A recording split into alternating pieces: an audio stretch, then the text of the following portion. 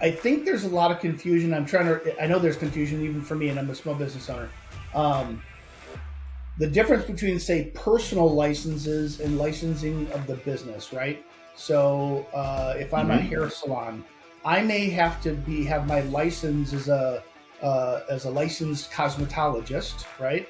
To be able to even put Hmm. my hands on another human and charge for services. But the business itself may also need its own license, is satisfied by the board of cosmetology. And then there's a local business that might have a business license. And then there's sales tax and payroll tax if you're in one location and your employees all work within your state. You're fortunate enough to do that with maybe a single secretary of state, but that could be even multiple organizations within a single state, correct?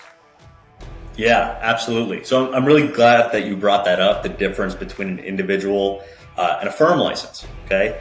It definitely does cause a lot of confusion for folks. So rather than cosmetology, that's an example I'm personally not that familiar with. You don't look like you are either, Mike. Yeah. Maybe we'll stick with like engineering or something like that. There you That's go. a There little you more in my wheelhouse. go.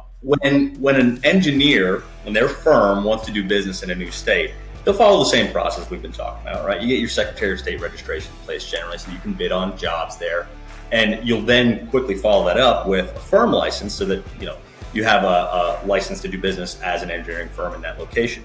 But in order to meet the stipulations for that state, you'll first need to have an individual engineer generally pass through a new testing process or some other equivalent filing process to get that individual the permission they need to operate as a professional engineer in that new jurisdiction.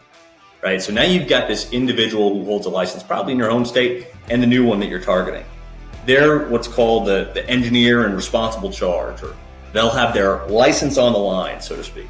And when they take that exam, they are now able to list themselves as the qualifying individual on the firm license. And if you have that in place, then you are able to operate in that jurisdiction. And it's really important to understand the difference between the individual and the firm license, because the individual may get licensed and be able to stamp drawings or what have you in that particular jurisdiction, but the firm may not be able to operate there until all of these details have been tied up with the board and the firm license and the individual license are maintained simultaneously. The other tricky thing that comes up here is when you've got an individual and responsible charge on your license, your company license is tied to that person.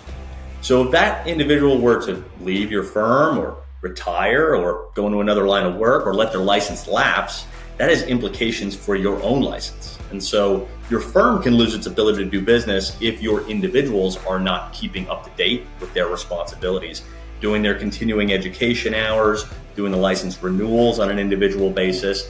Keeping all of these details together in the same spot can be really tricky.